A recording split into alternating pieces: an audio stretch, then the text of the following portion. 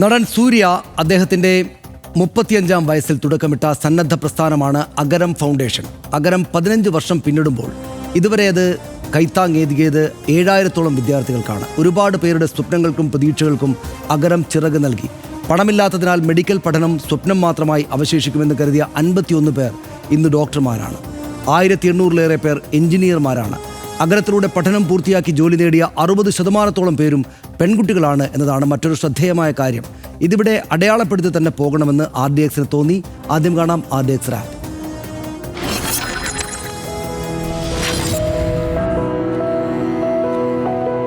ഡോക്ടർമാർ, എഞ്ചിനീയർമാർ, ഉന്നത വിദ്യാഭ്യാസവും മികച്ച ജോലിയും സ്വന്തമാക്കിയ നിരവധി പെൺകുട്ടികൾ. അവരെല്ലാം അഗരം നൽകിയ അനുഭവങ്ങൾ പങ്കുവച്ചപ്പോൾ സൂര്യ വികാരാധീനനായി. സ്വപ്നങ്ങൾ യാഥാർത്ഥ്യമാക്കാൻ അഗരം നൽകിയ കൈത്താങ്ങിന് പകരമായി ഫൗണ്ടേഷന്റെ പ്രവർത്തനങ്ങൾക്കായി ജീവിതം തന്നെ മാറ്റിവെക്കാൻ തയ്യാറായവരാണ് അവരിൽ പലരും. ഇന്ന് അഗരത്തെ മുന്നോട്ട് കൊണ്ടുപോകുന്നത് അവിടെ നിന്ന് പഠിച്ചിറങ്ങിയ കുട്ടികളാണ്. ഇങ്ങനെ ഒരു ശൃംഖലയെ കെട്ടിപ്പടുക്കാനാണ് ആഗ്രഹിച്ചത്. അതിന് കഴിഞ്ഞു. അതിപ്പോൾ മനോഹരമായി മുന്നോട്ട് പോകുന്നു. സൂര്യ പറയുന്നു, 2006 സെപ്റ്റംബർ 25-നാണ് അഗരം ഫൗണ്ടേഷൻ രൂപീകരിച്ചത്. തമിഴ്നാട്ടിൽ സാമ്പത്തികമായി പിന്നോക്കം നിൽക്കുന്ന വിദ്യാർത്ഥികൾക്ക് വിവിധ പദ്ധതികളിലൂടെ മികച്ച വിദ്യാഭ്യാസം നൽകുകയാണ് ലക്ഷ്യം. IT മേഖലയിലുള്ളവരും സ്കൂൾ കോളേജ് അധ്യാപകരും അഗരം ഫൗണ്ടേഷനിൽ വോളണ്ടിയർമാരായി പാർട്ട് ടൈം ജോലി ചെയ്യുന്നുണ്ട്. പ്രതിഫലമില്ലാതെ സൗജന്യമായാണ് ഇവർ അഗരത്തിൽ പ്രവർത്തിക്കുന്നത്.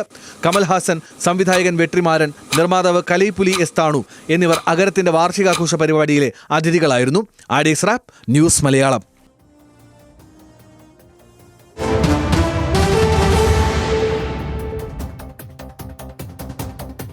160 കുട്ടികളുമായി ആരംഭിച്ച ഈ യാത്ര ഇന്ന് 6000-ത്തിലധികം വിദ്യാർത്ഥികളിൽ എത്തി നിൽക്കുന്നു. താൻ ആഗ്രഹിച്ചതുപോലെ, സ്വപ്നം കണ്ടതുപോലെ മനോഹരമായാണ് അഗരത്തിന്റെ യാത്രയെന്ന് സൂര്യ അവിടെ പറഞ്ഞു. അത് കേൾക്കാം. என்னையும் சேர்த்துக்கிட்டதுக்கு நான் நன்றி சொல்ல தான் நான் இங்கே நின்றுட்டுருக்கேன். இது நான் ஆரம்பிக்கிறேன்னு சொல்லவே இல்லை. இது வெறும் ஒரு தாட்டாக இருக்கலாம். பட் இங்கே இருக்கிற கல்லூரிகள், இங்கே இருக்கிற நன்கொடையாளர்கள், இங்கே இருக்கிற CSR, இங்கே இருக்கிற கார்ப்பரேட்ஸ், அரசு பள்ளியில் இருக்கிற ஆசிரியர்கள், ஒரு போஸ்ட் மாஸ்டர், ஒரு ஆட்டோ ஓட்டுற அண்ணா, இப்படி வந்து சொல்லிக்கிட்டே போகலாம். இங்கே இருக்கிற அண்ணாக்கள், அக்காக்கள், அத்தனை பேரையும் சொல்லிகிட்டே போகலாம். இவங்க இல்லாமல் இந்த ஒரு அழகான பயணம் கிடச்சிருக்காது. இதுக்கு நீங்கள் முக்கியமான காரணம். உங்களோட விடாமுயற்சி தான் வந்து எங்களை இந்த 15 வருஷம் கூட்டிகிட்டு வந்துச்சு. പഠനം പൂർത്തിയാക്കി ഉന്നത ഉദ്യോഗങ്ങളിൽ പ്രവേശിച്ച പൂർവ്വ വിദ്യാർത്ഥികളുടെ പ്രസംഗമായിരുന്നു ചടങ്ങിലെ പ്രധാന ഹൈലൈറ്റ്. ചിലത് കേൾക്കാം. ஒரு நாள் எனக்கு ஃபோன் கால் வந்துச்சு. அங்கேருந்து கிளம்பி வந்த பிறகு, நீ இவ்வளோ மார்க் வச்சிருக்கல, நீ இன்ஜினியரிங் படி அப்படின்னு சொல்லி எனக்கு SRM காலேஜில் இன்ஜினியரிங் சீட் கொடுத்தாங்க. என் கிராமத்திலேயே ஒரு மெடிக்கல் சென்டரை ஓப்பன் பண்ணி அதில் முதன்மை மருத்துவராக இருக்கேன். ജയപ്രിയ എന്ന പെൺകുട്ടി തൻ്റെ വിജയകഥ പറഞ്ഞപ്പോൾ സദസ്സിലിരുന്ന സൂര്യ വികാരാധീനനായി. எனக்கு ஒரே ஒரு கனவு மட்டும்தான். எங்கள் அம்மா அப்பா வந்து நிம்மதியாக தூங்க வந்து 4 ரூஃப் இருக்க மாதிரி ஒரு வீடு வேணுன்றது தான் என் லட்சியமாக இருந்துச்சு. நான் ரொம்ப பெரிய வீடு கட்டிட்டேன். நான் சொன்னேன்ல, எங்ககிட்ட இருந்தே ஒரு வீடை பிடுங்கிட்டாங்க அப்படின்னு சொன்னேன்ல. 10 வருஷம் ஆச்சு. அந்த 10 வருஷம் கழித்து எனக்கு அகரம் கொடுத்த கல்வியால் திரும்ப என் வீட்டை நான் மீட்டெடுத்தேன். ஆனால் எல்லாமே நான் லீகலாக பண்ணேன். எனக்கு ரொம்ப சந்தோஷமாக இருந்துச்சு. മറ്റ് കാര്യങ്ങൾ കൂടെ നമുക്ക് ഡാറ്റാ ഷീറ്റിൽ കൂടെ പരിശോധിക്കാം. അഗരം ഫൗണ്ടേഷൻ എന്ന് വെച്ചാൽ 2006-ൽ വിദ്യാഭ്യാസത്തിലൂടെ മാറ്റവും മുന്നേറ്റവും എന്ന ലക്ഷ്യത്തോടെ സൂര്യ സ്ഥാപിച്ച ഫൗണ്ടേഷനാണ് അഗരം ഫൗണ്ടേഷൻ. ഗ്രാമീണ സർക്കാർ സ്കൂളുകളിൽ അടിസ്ഥാന സൗകര്യ വികസനം നടപ്പാക്കിയാണ് സൂര്യ ഈ ഫൗണ്ടേഷന് തുടക്കം കുറിച്ചത്. 2008-ഓടെ അഗരം കട്ടൽ മയ്യം പദ്ധതിയിലൂടെ വിദ്യാർത്ഥികൾക്കായി കോച്ചിങ് സെൻ്ററുകൾ അദ്ദേഹം ആരംഭിച്ചു. 2009-ൽ വഴികാട്ടികൾ പദ്ധതിയിലൂടെ സ്കൂൾ കുട്ടികൾക്കായി മാർഗദർശക പദ്ധതി കൊണ്ടുവന്നു. 2010-ൽ വിദയ് എന്ന പേരിൽ വിദ്യാഭ്യാസ ബോധവൽക്കരണ പദ്ധതികൾക്ക് തുടക്കം കുറിച്ചു. വിദയ് വഴി തമിഴ്നാടിൻ്റെ വിവിധ ഭാഗങ്ങളിലെ 140 കുട്ടികളുടെ വിദ്യാഭ്യാസം ഫൗണ്ടേഷൻ ഏറ്റെടുത്തു. 2011-ൽ ഉന്നത വിദ്യാഭ്യാസത്തിന് അർഹരായ 217 വിദ്യാർത്ഥികളെ അഗരം ഫൗണ്ടേഷൻ തെരഞ്ഞെടുക്കുന്നു. തുടർ വർഷങ്ങളിലെല്ലാം 200-ഓളം കുട്ടികൾക്ക് ഉന്നത വിദ്യാഭ്യാസം ഫൗണ്ടേഷൻ ഉറപ്പാക്കി. 2015-ൽ തായ് ആൻഡ് 36 വയതിനിലെ പദ്ധതിയിലൂടെ ഗ്രാമീണ യുവതയുടെ ഉന്നമനത്തിന് പദ്ധതികൾ. 2016-ൽ നമദ് ഗ്രാമം വഴി കോർപ്പറേറ്റ് സഹായത്തോടെ ഗ്രാമങ്ങളിൽ ശുചിമുറി നിർമ്മാണത്തിന് തുടക്കം കുറിച്ചു അഗരം ഫൗണ്ടേഷൻ. 2018 മുതൽ നമദ് പള്ളി അറ്റ് നമദ് ഗ്രാമം പദ്ധതിയിലൂടെ സ്കൂളുകൾ ഏറ്റെടുത്ത് തുടങ്ങി ഫൗണ്ടേഷൻ. ഈ പദ്ധതികളെല്ലാം അഗരം ഫൗണ്ടേഷൻ ഇപ്പോഴും തുടരുന്നുണ്ട്. കൂടുതൽ പദ്ധതികൾ ലക്ഷ്യമിടുന്നുമുണ്ട് ഫൗണ്ടേഷൻ. വിധേയ് പദ്ധതി പാർശ്വവൽക്കരിക്കപ്പെട്ട സമൂഹത്തിൽ നിന്നുള്ളവർക്ക് വിദ്യാഭ്യാസ പിന്തുണ നൽകുന്ന പദ്ധതിയാണ് വിധേയ് പദ്ധതി. സാമ്പത്തിക സഹായം, മാർഗ്ഗനിർദ്ദേശം എന്നിവയെല്ലാം ഒരുക്കി പിന്തുണക്കുകയാണ് അഗരം ഫൗണ്ടേഷൻ ഈ പദ്ധതിയിലൂടെ ചെയ്യുക. അഗരം മെന്റർഷിപ്പ് വിദ്യാർത്ഥികളെ വ്യക്തിപരവും അക്കാദമികവുമായ വെല്ലുവിളികൾ നേരിടാൻ സജ്ജമാക്കും എന്നതാണ് കാണുന്നത്. ആത്മവിശ്വാസവും അവബോധവും ഉള്ള വ്യക്തിത്വം വികസിപ്പിക്കാൻ പിന്തുണയ്ക്കും ഈ അഗരം മെന്റർഷിപ്പ്. അഗരം ഹോസ്റ്റലുകൾ ചെന്നൈ നഗരത്തിൽ പഠനത്തെത്തുന്ന നിർധന ഗ്രാമീണ വിദ്യാർത്ഥികൾക്ക് നഗരത്തിൽ താമസ സൗകര്യമൊരുക്കിയാണ് ഹോസ്റ്റലുകൾ. അർഹരായ കുട്ടികൾക്ക് ഭക്ഷണവും സുരക്ഷയും അക്കാദമിക പിന്തുണയും ഈ ഹോസ്റ്റലുകളിൽ ഉറപ്പുവരുത്തും. ഗ്രാമീണ സർക്കാർ സ്കൂളുകളിൽ അടിസ്ഥാന സൗകര്യ വികസനം ലക്ഷ്യമിട്ടാണ് നമത് പള്ളി പദ്ധതി. പഠന സാമഗ്രികൾ, അധ്യാപന നിലവാരം, ശുചിത്വം എന്നിവയെല്ലാം ഉറപ്പാക്കും. തായ് നമത് ഗ്രാമം ഗ്രാമീണ സ്ത്രീകളുടെയും കുട്ടികളുടെയും ഉന്നമനം ലക്ഷ്യമിട്ടുള്ള പദ്ധതിയാണ്. വിദ്യാഭ്യാസം, ആരോഗ്യം, ഉപജീവന മാർഗം എന്നിവയെല്ലാം ഉറപ്പാക്കി സുസ്ഥിര വികസനം ലക്ഷ്യമിട്ടുള്ളതാണത്. ശിവകുമാർ എഡ്യൂക്കേഷണൽ ട്രസ്റ്റ് സ്കോളർഷിപ്പുകൾ, പ്രത്യേക പദ്ധതികൾ വഴി അർഹരായ കുട്ടികൾക്ക് വിദ്യാഭ്യാസ സഹായം നൽകുകയാണ് ചെയ്യുക. അച്ചടക്കം, സേവനം, മികവ് തുടങ്ങിയ മൂല്യങ്ങൾക്ക് പ്രോത്സാഹനം നൽകും. പങ്കിടലാണ് സന്തോഷം എന്ന് സൂര്യ പറയുന്നു. സിനിമകളുടെ ലാഭത്തിൻ്റെ ഒരു ഭാഗം സൂര്യ അഗരം പ്രവർത്തനത്തിന് മാറ്റിവെക്കുകയാണ് ചെയ്യുക. ഈ വർഷം മെയ്യിൽ റെട്രോയുടെ ലാഭത്തിൽ നിന്ന് 10 കോടി രൂപ താരം അഗരത്തിൻ്റെ പദ്ധതികൾക്കായിട്ട് നൽകി. ഈ തമിഴ് സിനിമയിലൊരു 3-ാമത്തെയോ 4-ാമത്തെയോ ആളാണ് എനിക്ക് സൂര്യ. അതിനു മുമ്പ് 3-4 മറ്റ് താരങ്ങളുണ്ട്. പക്ഷേ ഈ സംഗതി കണ്ടപ്പോൾ, ഇതിൻ്റെ വിഷ്വൽസ് കണ്ടപ്പോൾ സൂര്യ ആണ് എൻ്റെ ഹീറോ, നമ്പർ 1 ഹീറോ എന്ന് തോന്നലായിപ്പോയി. അത്രയ്ക്ക് ഗംഭീരം. ആ വിഷ്വൽസ് കണ്ടാൽ നമുക്ക് കണ്ണ് നിറഞ്ഞുകൊണ്ടല്ല അത് കാണാൻ പറ്റില്ല. അത് തീർച്ചയായിട്ടും അത് അങ്ങനെ തന്നെയാണ് പറയാൻ ഉദ്ദേശിക്കുന്നത്. കാരണം ഇന്നലെ ഈ വിഷയം നമ്മൾ ചർച്ച ചെയ്തിരുന്നെങ്കിൽ എനിക്കത് പറഞ്ഞ് പൂർത്തീകരിക്കാൻ പറ്റുമായിരുന്നില്ല. കാരണം എനിക്ക് തൊണ്ടയിടറിപ്പോയേനെ. കാരണം ഇന്നലെ നമ്മളത് കണ്ടിട്ട് അതിൻ്റെ ഒരു വൈകാരികതയിൽ നിൽക്കുകയാണ്. അതായത് പല താരങ്ങൾക്കും പല തരത്തിലാണ് അവരുടെ താരമൂല്യത്തെ വിനിയോഗിക്കാൻ തോന്നുക. ചിലർ രാഷ്ട്രീയത്തിലേക്ക് വരും, മറ്റു ചിലർ ഇത്തരം പല പ്രവർത്തികളിലും ഒക്കെ ഏർപ്പെടും.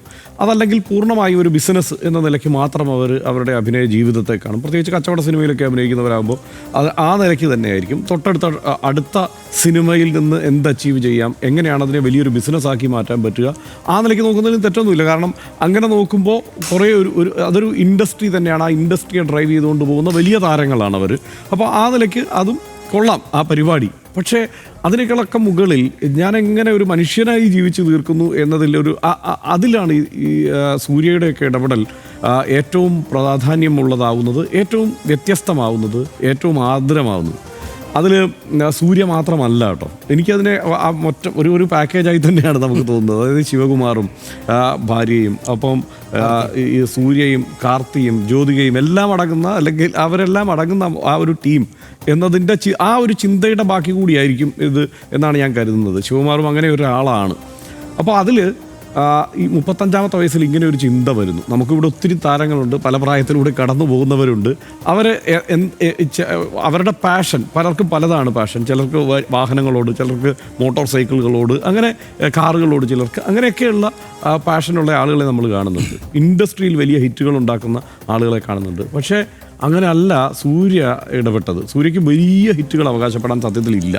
അതായത് അവിടെ ഈ പറഞ്ഞാൽ 500 കോടി ഉണ്ടാക്കുന്ന സിനിമകളോ 1000 കോടിയുടെ സിനിമകളോ ഒന്നും യഥാർത്ഥത്തിൽ സൂര്യയുടെ അക്കൗണ്ടിലില്ല. പക്ഷേ ഇങ്ങനെ ഒരു ചിന്ത സൂര്യയ്ക്ക് ഉണ്ടാവുന്നു. 100 പിള്ളേരെ പഠിപ്പിക്കാനാണ് തീരുമാനിക്കുന്നത്. 100 പേരെ പഠിപ്പിക്കാം.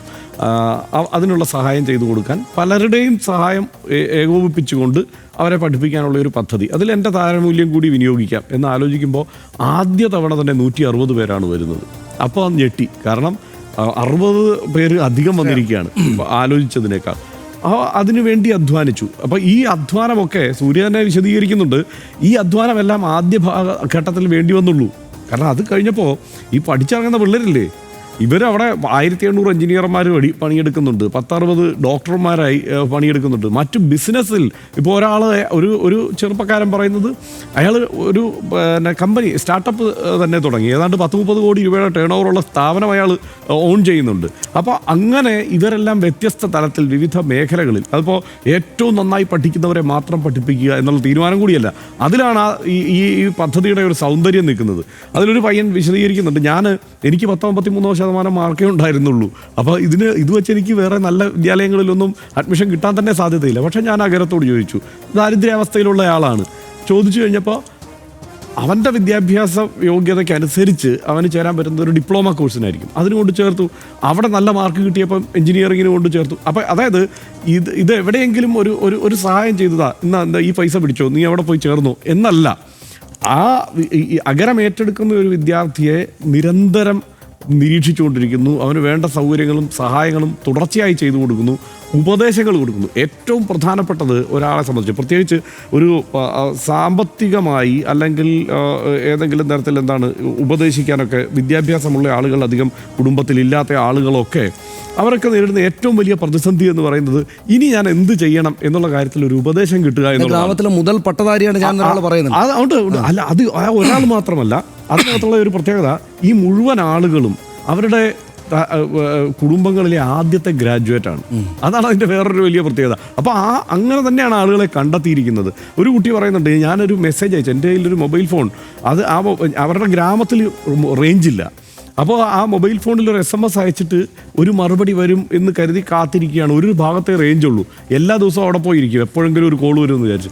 അങ്ങനെ കോൾ വന്നു. അത് കഴിഞ്ഞിട്ട് ആണ് പിന്നെ അവർ പഠനത്തിലേക്ക് അവർ കടക്കുന്നത്. അപ്പോൾ അങ്ങനെ ആളുകളുടെ ഹൃദയത്തിൽ തൊട്ട് ആളുകളെ ഇങ്ങനെ ഈ വിദ്യാഭ്യാസത്തിലേക്ക് കൊണ്ടുവരുന്നു. ഇത് ഞാൻ പറയുമ്പോൾ മറ്റുള്ളവരുടെയും അവരുടെ ആ ഒപ്പമുള്ളവരുടെയും പേരുകൾ പറഞ്ഞു പോകണമെന്ന് പറയാൻ കാരണം, ഇപ്പോൾ 700 സീറ്റുകൾ അഗരം പദ്ധതിക്ക് വേണ്ടിയിട്ട് അവിടുത്തെ വിദ്യാലയങ്ങൾ മാറ്റിവെച്ചു. വിദ്യാഭ്യാസ സ്ഥാപനങ്ങൾ, ഉന്നത വിദ്യാഭ്യാസ സ്ഥാപനങ്ങൾ മാറ്റിവെച്ചു. അവരും ഇതിൻ്റെ ഒരു യാത്രയിൽ പങ്കാളികളായി. ഇപ്പോൾ സൂര്യയുടെ അനിയൻ കാർത്തി, അദ്ദേഹം ഈ കർഷകർക്ക് വേണ്ടി വേറൊരു സംവിധാനം ഇതുപോലെ നടത്തുന്നുണ്ട്, കർഷകർക്ക് വേണ്ടിയിട്ട്. അപ്പോൾ ഏറ്റവും മാതൃകാപരമായി അവനവനെ അടയാളപ്പെടുത്തി പോകുന്ന മനുഷ്യരാണ്. അപ്പോൾ ആ നിലയ്ക്ക് ഒരു താരങ്ങൾ എന്നുള്ള നിലയ്ക്കല്ല, മനുഷ്യർ എന്നുള്ള നിലയ്ക്ക് അവരെ തീർച്ചയായും നമ്മൾ വിലമതിച്ച് പോകണം, അടയാളപ്പെടുത്തി പോകണം, അവരെ കുറിച്ച് പറഞ്ഞു പോകണം. ഇവർ രണ്ടുപേരും നമുക്ക് ഓർമ്മയുണ്ടോ, പ്രളയം ഉണ്ടായപ്പോഴാണെന്ന് തോന്നുന്നു രണ്ടുപേരും കേരളത്തിൽ ആദ്യം വന്നിട്ട്. എനിക്ക് തോന്നുന്നു നമ്മുടെ പല താരങ്ങളും സംഭാവന നൽകുന്നതിന് മുമ്പ് നേരിട്ട് കേരളത്തിൽ വന്ന് മുഖ്യമന്ത്രിയെ കണ്ട് വലിയ തുക സംഭാവന ചെയ്തു പോയ ആൾക്കാരാണ് സൂര്യയും കാർത്തിയും. ഈ മറ്റു മനുഷ്യരെ സഹായിക്കുന്ന മനുഷ്യരെ കാണലാണ് ഏറ്റവും സന്തോഷകരമായ കാര്യങ്ങളിലൊന്ന്. അത് നമുക്ക് കാണുമ്പോൾ, നമ്മൾ ഈ ദൃശ്യങ്ങൾ കാണുമ്പോൾ നമ്മൾ വളരെ ഇമോഷണലായി പോകുന്നത് അതുകൊണ്ടാണ്. അവരോടാണ് നമുക്ക് ഏറ്റവും കൂടുതൽ ആദരവ് തോന്നുന്നത്. എന്തൊരു കാര്യമാണതെന്ന് തോന്നുന്നു. എന്ന് മാത്രമല്ല, ഹർഷൻ പറഞ്ഞതിലതുണ്ട്. അതായത് ഒരാൾക്ക് 50 രൂപ വേണം ഭക്ഷണം കഴിക്കാൻ. ആ 50 രൂപ കൊടുക്കുക എന്നതല്ല, അവന് എന്നും ഭക്ഷണം സ്വയം ഭക്ഷണം അതിനുള്ള പണം കൊടുക്കാവുന്ന ഒരാളായിട്ട് പരിവർത്തിപ്പിക്കുക എന്നാണ് വലിയ കാര്യം. മറ്റേത് നമുക്ക് സഹായിച്ചിട്ട് അങ്ങ് പോകാം. ഇവർ ഈ സിനിമ അഭിനയിച്ചുകൊണ്ടിരിക്കുമ്പോൾ ഈ കുട്ടികളെ തൽക്കാലത്തേക്ക് നീ ഈ പരീക്ഷ പാസ്സാകാൻ വേണ്ടി ഈ പൈസ വെച്ചോളൂ എന്ന് പറയല്ല ചെയ്യുന്നത്. കാരണം ഇപ്പോൾ പറഞ്ഞതുപോലെ അവരെ സർവ്വതോന്മുഖമായിട്ട് അടുത്ത ഒരു ലെയറിലേക്ക് അവരെ കൊണ്ടുപോവുകയാണ്.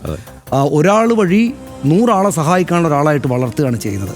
അവരുടെ കുടുംബത്തെ അപ്പാടെ ഉയർത്തി ഉന്നതിയിലേക്ക് എത്തിക്കുകയാണ് ചെയ്യുന്നത്. അവരുടെ ഗ്രാമത്തെ എടുത്ത് മറ്റൊരു ലെവലിലേക്ക് വെക്കുക ചെയ്യുന്നത്. അതായത് ആദ്യ ജനറേഷൻ പഠിതാക്കൾ, ആദ്യ ജനറേഷൻ ഡോക്ടർമാർ, ആദ്യ ജനറേഷൻ എഞ്ചിനീയർമാർ. നമ്മളിപ്പോൾ ഞാൻ എത്രയോ പരിപാടികളാണ് നമ്മൾ തമിഴിലും മലയാളത്തിലും ഹിന്ദിയിലും ഒക്കെ ആയിട്ട് ഈ സിനിമാക്കാരുടെ ഇത്തരം കൂട്ടായ പരിപാടികൾ കാണുന്നത്. അതിൽ ഇത്ര ഒരു പരിപാടി ഇത്രക്ക് ഉള്ളിൽ വന്ന് ടച്ച് ചെയ്ത ഒരു പരിപാടിയേ ഇല്ല. എനിക്ക് തോന്നുന്നു അവർക്കത് അതിൽ പങ്കെടുത്ത മറ്റുള്ളവർ സംസാരിക്കുന്നതും അതും വാർത്തയായി വിവാദമൊക്കെ ആയിട്ടുണ്ട് കേട്ടോ. അത് പറയണം. അതായത് കമൽഹാസൻ ഇവിടെ സംസാരിച്ചപ്പം വേദിയിൽ വെച്ച് പറഞ്ഞത് വിദ്യാഭ്യാസമാണ് എല്ലാത്തിൽ നിന്നുള്ള മോചനത്തിന് ഉള്ള ഏക മാർഗം, അത് അടിച്ചമർത്തലിനെതിരെയും സനാതനത്തിനെതിരെയും ഉള്ളതെന്ന്. ഇന്നിപ്പോൾ ഈ പരിപാടിയെക്കുറിച്ചുള്ള അവിടുത്തെ ഏറ്റവും വലിയ ചർച്ച എന്ന് പറയുന്നത് സനാതനത്തിൽ നിന്നുള്ള മോചനത്തെക്കുറിച്ച് കമൽഹാസൻ പറഞ്ഞു എന്നുള്ളതാണ്. അവിടെ ഇപ്പുറത്ത് വേറൊരു രാഷ്ട്രീയ ചർച്ചയായി നടക്കുന്നത്. വെങ്കടേശനെ പോലുള്ളവരൊക്കെ അതിൽ പങ്കെടുത്തു, ഡ്രമ്മർ ശിവമണി പങ്കെടുത്തു.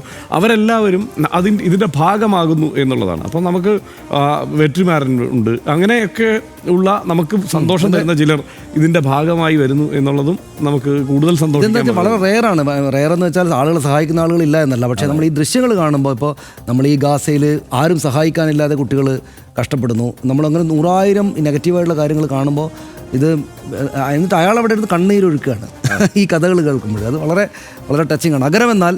അഗരം എന്നാൽ മലയാളത്തിലെ അകാരമാണ്, ആദ്യാക്ഷരം, സത്യത്തിൻ്റെ ആദ്യ രൂപം, ആത്മാവിൻ്റെ ആരംഭം. ആ പേരിനെ അന്വർത്ഥമാക്കും വിധം നിരവധി കുട്ടികൾക്ക് തണലായ, അവരുടെ സ്വപ്നങ്ങൾക്ക് ചിറകേകിയ ഇടമാണത്.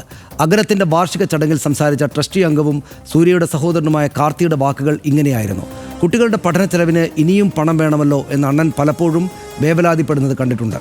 അപ്പോഴെല്ലാം അണ്ണി ജ്യോതിക നൽകിയ ധൈര്യമാണ് അദ്ദേഹത്തെ നയിച്ചത്.